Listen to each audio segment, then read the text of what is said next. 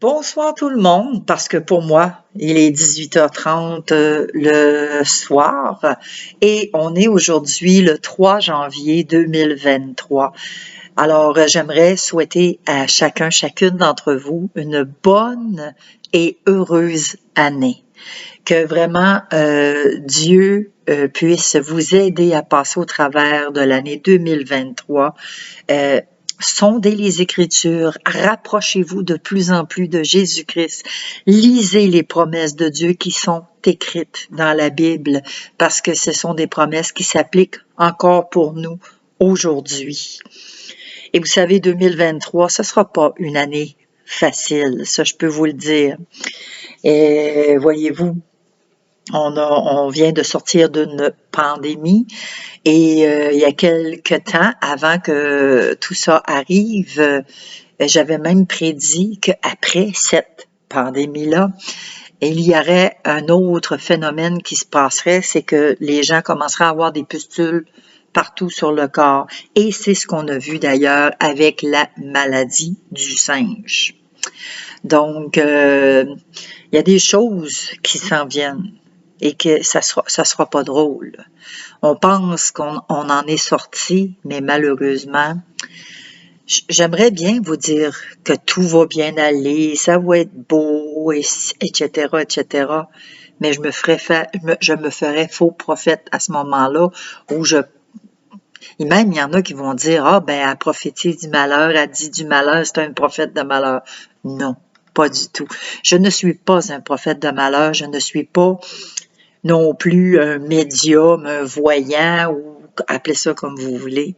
Je suis une personne qui est normale, qui a une relation avec Dieu et avec le Saint-Esprit, et qui, le Saint-Esprit, me montre des choses. Je demande pas à rien voir, mais c'est le Saint-Esprit qui me montre des choses, et à travers des Écritures, il me fait comprendre qu'est-ce qui est pour arriver. Et vous savez, c'était pareil dans l'Ancien Testament aussi. Il y avait des faux prophètes, il y avait des vrais prophètes. Les faux prophètes, eux, ils prophétisaient que de belles choses, et etc. Ah, il y a des grandes choses qui vont arriver, ah, puis ça va être beau, puis il va y avoir un grand réveil, puis il va y avoir un grand... Je m'excuse, là, mais moi, je n'embarque pas dans cela. Parce que j'ai sondé les Écritures, et nulle part dans les Écritures, il est écrit qu'il va y avoir un grand réveil à la fin. C'est écrit nulle part. Nulle part. Donc, je suis désolée. Mais c'est ça, parce que vous savez, quand on sonde aussi les Écritures, Jésus lui-même le dit. Quand je vais revenir sur terre, trouverai-je encore la foi? Parce que la foi, vous savez, de plus en plus, elle est bafouée. De plus en plus, les gens perdent foi, perdent confiance, perdent l'espérance avec tout ce qui nous entoure, les événements qui sont là. Et bon, beaucoup sont aux prises aussi avec des problèmes financiers, sont endettés. Écoutez, il y a des gens qui sont dépourvus de tout sens et qui arrivent même à un suicide. C'est très malheureux. Je suis vraiment déçue de voir la tournure de tout cela. Et pourtant, en tant que chrétien, en tant que croyant, en tant qu'enfant de Dieu, on devrait être les plus allumés, les plus réveillés, les plus zélés. Mais c'est pas ça qui se passe, malheureusement. Même les croyants, ils sont séduits, ils se font tromper, ils se font leurrer. Donc, 2023, c'est très important de vraiment sonder les Écritures, de vous approcher de plus en plus de Dieu et de consulter le Saint-Esprit, l'Esprit de Dieu. Consultez-le, laissez-vous guider. Ne pas aller à la légère d'un côté comme de l'autre. Ah ben moi je fais ça, puis j'ai toujours fait ça, puis je continue comme ça. Il faut falloir s'arrêter et apprendre à changer notre façon de faire, apprendre à déléguer au Seigneur, à lui donner le volant de notre vie, parce que vous savez, les choses qui s'en viennent, ça va être extrêmement difficile. 2023, c'est juste la pointe du iceberg, si je peux appeler ça comme ça. Parce que les choses vont aller et vont se dégrader de plus en plus. Et plus les années vont passer, et écoutez, on va rentrer, on rentre dans des tribulations. Il va s'en passer des choses, vraiment.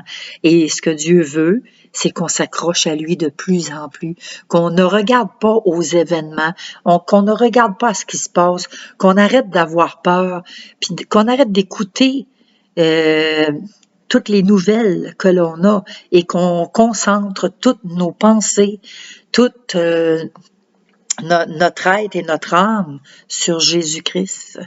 Parce qu'il est le chemin, la vérité et la vie, et il est l'espoir. C'est vers lui qu'on doit tourner nos regards et qu'on doit s'accrocher. Parce que c'est sûr et certain que si on regarde à tout ce qui se passe, aux événements, on va décrocher. Il n'y a pas une personne, pas une, qui va tenir ferme s'il regarde à tout ce qui se passe. Le secret, c'est de regarder au Seigneur, de mettre notre confiance en lui et de ne pas douter, de ne pas laisser les pensées négatives entrer et essayer de nous déstabiliser, parce que c'est sûr et certain que si on cède le pas, on va tomber. Alors, il faut être fort dans la foi. Il faut être fort spirituellement. Il faut demander au Seigneur de nous fortifier et de nous garder. Quitte à avoir des frères et des sœurs qui ont un esprit fort, qui sont spirituellement bien ancrés, et de se coller à eux pour justement s'entraider entre frères et sœurs et d'être prêts, parce que faut s'entraider. C'est ce que la parole de Dieu nous demande de faire, de prendre soin des faibles. Donc, ceux qui sont forts, on va devoir, c'est ça, on va devoir justement les aider à s'en sortir, les aider à tenir ferme, à persévérer jusqu'à la fin. Alors, c'est ça. C'est une belle introduction sur le message que je voulais vous faire aujourd'hui. Moi, je voulais vous parler de la liberté. Parce que la liberté, parlons-en de la liberté. Qu'est-ce que c'est que la liberté? On trouve ça où exactement? Moi, quand je regarde partout autour de moi, là, je vois pas que les gens sont libres tant que ça. Je vois pas que les gens sont pleinement heureux dans leur liberté. Leur liberté. Si on parle, par exemple, de l'alcool, des gens qui prennent de l'alcool, ben moi, je suis pas alcoolique. Non. OK, c'est correct. Un verre de temps en temps, j'ai rien contre ça. Un verre, que ce soit de la bière, du vin, un bon petit vin en mangeant, je n'ai absolument rien contre ça. Sauf que si ça te prend absolument à tous les soirs à ton souper, ça te prend ton verre de vin. Parce que sans ça, tu ne seras pas capable de digérer. Ou si ça te prend tes 2-3 bières dans la soirée en écoutant la télévision, parce que là, ça va t'aider à t'endormir, ben, à quelque part, ça marche pas, ça va pas bien. Il n'y en a pas de liberté là-dedans. On nous fait croire que, ben, je suis libre de boire un verre de vin, oui, on a une liberté, c'est libre, mais c'est ce qu'il y a derrière. Il y a des liens qui se font et qui se tissent et qui, à un moment donné, on n'est plus capable d'arrêter. On s'en va en visite, on va visiter quelqu'un, ben parce que nous, on boit du vin, ben on va aller à l'épicerie ou à la SAC, puis on va aller chercher une bonne bouteille de vin, on va l'amener chez la personne chez qui on soupe, mais ces personnes-là ne boivent pas. On a-tu de l'air fin un peu? On a vraiment de l'air fin. On pense que ça va leur faire plaisir, tu sais, que, ben, moi, si j'en bois, eux autres aussi en boivent. Mais c'est pas tout le monde qui boive du vin. Donc, c'est l'abus qu'on en fait aussi. La bière, c'est la même chose. Écoutez, oui, mais il n'y a pas de mal à ça, prendre 2 bières, puis tranquille, là, je fais pas de mal à personne, c'est juste mon seul défaut. Oui, mais si ça te prend absolument ça, ben, t'as un problème d'alcoolique. T'es alcoolique parce que ça te l'apprend, absolument. Fait qu'il n'y en a pas de liberté. T'es pas libre. Parce que la liberté, c'est d'être capable de dire, ben oui, j'en prends, puis non, j'en prends pas. C'est d'être capable d'être détaché de tout ça.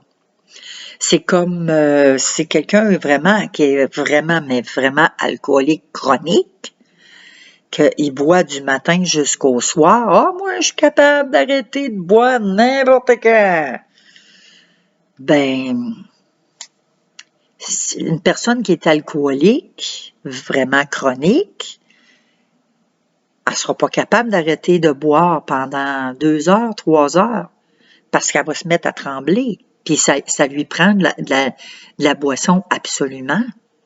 Fait que cette personne-là, elle n'est pas libre. Elle est où la liberté dans ça? Où est-ce qu'on la trouve? C'est comme quelqu'un qui prend de la drogue, qui va en prendre, soit qui va fumer des joints ou qui va s'injecter quelque chose dans les veines. J'en ai vu dans les rues de Québec. À Vancouver, les rues sont pleines de gens, chaque côté de la rue. C'est visible à l'œil nu. Et ils ont perdu le contrôle à Vancouver. Ils sont plus capables de contrôler ça. Et au lieu de les aider, ben, on va leur mettre un centre un centre, là, pour qu'ils puissent venir se shooter, là, puis ça va être sous contrôle. On les encourage à continuer à consommer. Elle est où la liberté là-dedans? Vous savez, moi, il y a un organisme que je veux lever mon chapeau. Cet organisme-là qui est hué de plusieurs personnes et de certains chrétiens, c'est les AA. Les AA sont là pour prendre des gens qui ont des dépendances d'alcool, de drogue. Ça peut être la cigarette, ça peut être même la pornographie, vous savez. Et ils prennent ces gens-là qui ont une dépendance et ils les amènent étape par étape à la sobriété. OK, il y en a qui vont dire, ouais, mais là, dans ça, même moi, j'étais une de celles-là qui parlait. Mais ouais, mais ils nous enseignent à avoir un Dieu comme qu'il conçoit. Mais vous savez, quand on s'arrête, puis qu'on dit, ouais, un Dieu comme qu'on le conçoit, ben, il n'y a pas juste dans les AA que ça se passe partout. Les gens, écoutez, même moi, les gens dans ma famille, ben moi j'ai mon Dieu, puis j'ai mes croyances, puis toi t'as fait ton choix, moi je fais le mien, dans ma famille. Ça se passe comme ça. Et partout dans le monde, ça se passe comme ça. On fait un Dieu à notre image. On fait un Dieu comme on le conçoit. Donc, c'est pas juste dans les AA, mais moi, pour ce qui est des AA, je lève mon chapeau parce que je n'ai pas trouvé nulle part ailleurs une aide aussi extraordinaire que ça pour aider des personnes dans le besoin, des personnes qui ont besoin de s'en sortir. Et vous savez, en tant qu'enfant de Dieu, ce serait supposé d'être nous qui soient aux premières loges pour aider ces gens-là à cheminer vers la sobriété. Mais au lieu de cela, il y a beaucoup de chrétiens parce que ils connaissent Jésus-Christ, ils connaissent la vérité, là. Ils vont taper sa tête, ils vont donner des coups de verset, ils vont juger et ils vont condamner au lieu d'aider et d'aimer ces personnes-là. Vous savez, moi j'en ai vu dans les rues de Québec. J'en vois là. Quand je vais donner mes repas à tous les mois, parce que j'y vais une fois par mois, je n'en vois des gens. puis je vois ce qui se passe. Pensez-vous que je m'en vais pour lui condamner, puis dire, hey, fais pas ci, fais pas ça, puis au nom de Jésus, arrête de prendre ça, puis pensez-vous qu'ils ont envie d'entendre ces mots-là, ces personnes-là? Non. Moi, quand j'y vais, que je les vois, je m'approche d'eux, je fais comme si je voyais même pas ce qui se passe. Et d'ailleurs, c'est ce que Jésus ferait aussi. Il tendrait leurs mains et leur dirait, écoute, je t'invite, comme moi je le fais, je t'invite, on a un bon repas chaud pour toi, viens, c'est gratuit, viens prendre ton repas. Et on invite les gens. Et juste le fait qu'on s'arrête et qu'on s'attarde sur eux pour leur dire ces genres de choses-là, ben ils disent, coudonc, je suis quand même assez important. Il y en a des personnes aussi que ils s'en attendent pas. Et là, ils te voient y arriver, puis là, quand tu leur dis, ben écoute, t'as un bon repas chaud qui t'attend, puis que tu commences à voir les larmes couler, lui, là, cette personne-là, cet homme ou cette femme-là, pense que tu viens en avant d'eux autres pour les condamner, puis les juger, puis t'as pas d'affaire à faire ça, puis tu fais ça en pleine rue, puis t'as pas d'affaire, puis quel scandale. Non. Ces gens-là, ils s'attendent à avoir ça, mais quand moi j'arrive, là, et que je vais les voir, là, c'est l'amour de Jésus qui voit dans mes yeux, premièrement, parce que je les regarde avec les yeux de Dieu. Et c'est ça qu'on doit faire. On doit regarder les gens avec les yeux de Dieu. Mais quand on regarde ces gens-là, qu'on voit avec les yeux de Dieu, effectivement, c'est là qu'on voit qu'ils sont pas libres. Ils pensent qu'ils sont libres. Moi, je vais arrêter de fumer quand je veux, puis je vais arrêter de boire quand je veux. Ils sont des esclaves. C'est triste à voir. Écoutez, quelqu'un, on sait qu'on a des autostoppeurs ou maintenant les voyages organisés entre individus dans une voiture. Et là, un fumeur embarque dans la voiture de quelqu'un qui fume pas. Je peux-tu vous dire que il regarde l'heure puis il a hâte que la voiture s'arrête dans une station-service ou peu importe pour aller se dépêcher à fumer là, parce qu'il il enrage, il est en manque, il manque de nicotine. Elle est où la liberté là-dedans? Je vois pas de liberté là-dedans, je vois de l'esclavage. Il est esclave, tellement que son corps, il en a même plus le contrôle. Il est même plus capable de contrôler son corps. J'en ai beaucoup que je connais. Même moi, j'ai arrêté de fumer par la grâce de Dieu. Mais j'en ai beaucoup de frères et de sœurs chrétiens qui fument, des gens même qui connaissent pas le Seigneur et qui essayent d'arrêter. Ça fait 2 fois, 3 fois. J'ai essayé des patchs, j'ai essayé de la gomme. Je suis pas capable d'arrêter. Mais vous savez que Dieu, quand on est réellement affranchi par Jésus-Christ, si nous avons vraiment été affranchis par Jésus-Christ, ben c'est là qu'on va connaître la vraie liberté. Mais ça se passe ici, entre les deux oreilles, et il faut vraiment prendre une décision. C'est une décision. On décide de faire quelque chose et on s'y en tient. C'est pas ben là si Dieu m'aime, ben c'est Dieu qui va faire que je vais arrêter. Non. Aide-toi d'abord. Si tu fais un pas, Dieu va en faire 2, il va en faire 3, il va en faire 4 avec toi. Et il faut d'abord s'aider. Il y a un dicton qui dit « Aide-toi et le ciel t'aidera ». Mais faut que, pour s'aider, faut prendre la décision entre nos 2 oreilles puis dire « Ben là, je décide que j'arrête et je tiens ferme. Coûte que coûte, ça va être difficile, mais je lâcherai pas. » Et tout au long du cheminement, Dieu nous aide à passer au travers. Il nous laisse pas toutes seules. Il voit vraiment le désir de notre cœur, il voit vraiment que nous sommes décidés. Ah, mais tu peux pas comprendre, tu me comprends pas, c'est plus fort que moi. Dieu, il me comprend, il est capable de m'accepter comme je suis. Puis, vous savez qu'il y a beaucoup de tours de raisonnement comme ça, qui font que on s'encabane, veut pas. On est en train de monter un mur à un tel point qu'on voit ça comme une banalité. Vous savez, aujourd'hui, le mot péché, c'est plus prononcé nulle part. Ben non, hey, des péchés, ça n'existe pas. Non, non, non, non. Non, non, non, non. C'est plus un problème, c'est une maladie. Mais hey, le péché, non, non, faut pas parler de ça. Pourtant, la parole, elle est claire. Dieu, il n'a pas changé. Il est le même hier, aujourd'hui et éternellement. Il ne changera pas.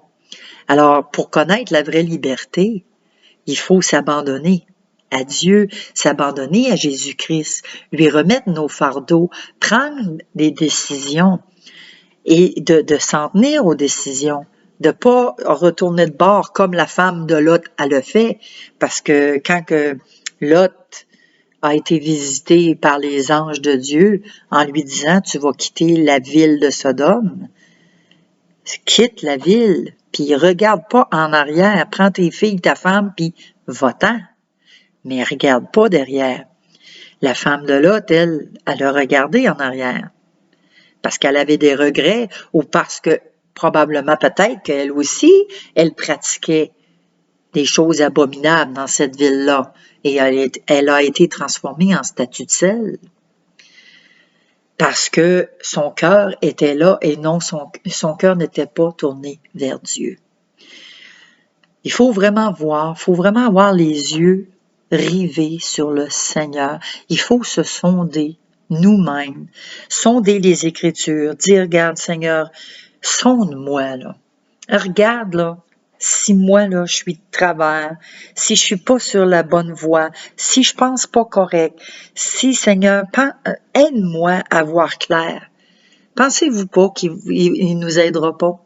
Il va nous aider, c'est un bon papa. Quand on lui demande des bonnes choses, il ne nous donnera pas là, des coups de marteau par la tête, comme certains chrétiens font avec les versets bibliques. Donc, c'était ça ma parole que je voulais vous donner aujourd'hui. Je voulais vous parler de qu'est-ce que c'était qu'une liberté. Une liberté, c'est d'être en mesure de pouvoir dire non sans se sentir coupable. C'est d'être capable de voir qu'est-ce qui est bon pour ma santé. Parce que vous savez que quand on consomme de la drogue, l'alcool, qu'on fume la cigarette, on fait des dommages à notre corps. La cigarette, c'est reconnu que c'est au niveau des poumons. Il y a même des cancers de gorge. Ah là, je sais, vous allez me dire, ouais, mais il y en a qui n'ont jamais fumé puis ils ont eu des cancers de poumons puis ci puis ça. Mais la fumée secondaire de ceux qui étaient autour et qui fumaient, ça occasionne aussi des problèmes. Donc, ceux qui sont alcooliques, puis là, ils disent, ben, au moins quand je suis sous ou quand je suis gelé par rapport à la drogue, ben, au moins, je pense pas à mes problèmes, tout va bien, ça va numéro 1. Oui, numéro 1, là. Mais quand on dégrise, là, puis qu'on revient à la normale avec toute notre tête, on se rend compte qu'on n'a pas réglé notre problème, on le réglera pas de cette façon-là, puis on se rend compte qu'on en a créé de nouveaux. On a créé problème de dépendance, dépendant totalement, de l'alcool, la drogue, la prostitution, la cigarette, on est dépendant de cela. Non seulement on est dépendant, mais ça prend de l'argent pour tout ça. Fait que là, on se ramasse que on paye plus nos comptes. On s'endette avec des cartes de crédit. Écoutez, on mange plus, presque plus, parce que là, il faut s'approprier notre petit bonheur. Fait que la nourriture passe comme à côté. Fait que donc là, On s'endette, on s'endette. Il y en a qui vont même aller jusqu'à voler. Il y a des gens qui vont se prostituer pour se procurer toutes ces choses-là. Et je vous dirais même, il y a des gens, écoutez, il y a un jeune homme, je pense une cinquantaine d'années, qui a demandé l'aide à mourir parce qu'il était alcoolique puis il n'était pas capable de s'en sortir. Voyons donc, elle est où la liberté là-dedans? Il n'y en a pas de liberté. Et vous savez, tout ça, ces choses-là, Satan et ses démons sont au courant de tout ça. Ils vous font croire, ben oui, tu vas être bien, tu vas être libre, tu fais ce que tu veux, puis il n'y a pas personne qui va contrôler ta vie. Hein? Une belle chanson là, jouée avec le violon. Là, hein? Mais quand on est pris au piège, c'est difficile de s'en sortir. Extrêmement difficile. Et vous savez, je trouve ça dommage qu'en tant que chrétienne, on n'ait pas plus de gens que ça qui sont conscientisés pour aider ces gens-là à s'en sortir. Et beaucoup vont critiquer les AA. Mais si vous êtes chrétienne, j'en connais une chrétienne, ça fait 21 ans, 22 ans, qu'elle a sa sobriété, qu'elle a été délivrée de la drogue et de la boisson. Et puis, ces gens-là, si vous en faites partie, pourquoi ne pas, à ce moment-là, vous approprier tout le bagage qui vous a été donné dans les AA et que vous le mettez pas au service dans l'Église pour aider les frères et les sœurs qui sont aux prises avec des dépendances.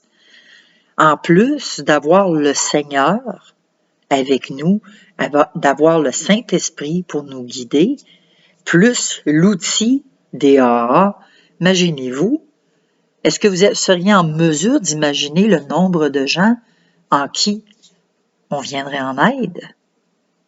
Combien qu'il y en aurait qui seraient complètement délivrés, complètement libres de ces choses-là? C'est un pensez-y bien. Écoutez, même moi, je vous invite, en tant que frère et en tant que sœur, il n'y a pas de honte à avoir là-dedans. Moi, j'en connais du monde qui ont été dans les AA et qui aujourd'hui sont des nouvelles personnes. Je connais un homme et une femme. Une femme qui était aux prises avec la drogue, la cocaïne, et un homme qui était très alcoolique et qui aujourd'hui sont complètement transformés. Ils sont libres, ils ont leur sobriété et ils aident tant bien que mal. Ils aident les autres. Mais ça serait bon, vraiment, si vous êtes aux prises avec ça, d'y aller. Il n'y a pas de honte à cela, d'aller chercher de l'aide à l'extérieur des murs de l'Église. Parce que vous savez que dans les églises, c'est assez rare qu'on va trouver une aide sincère, surtout ici au Québec. C'est très rare.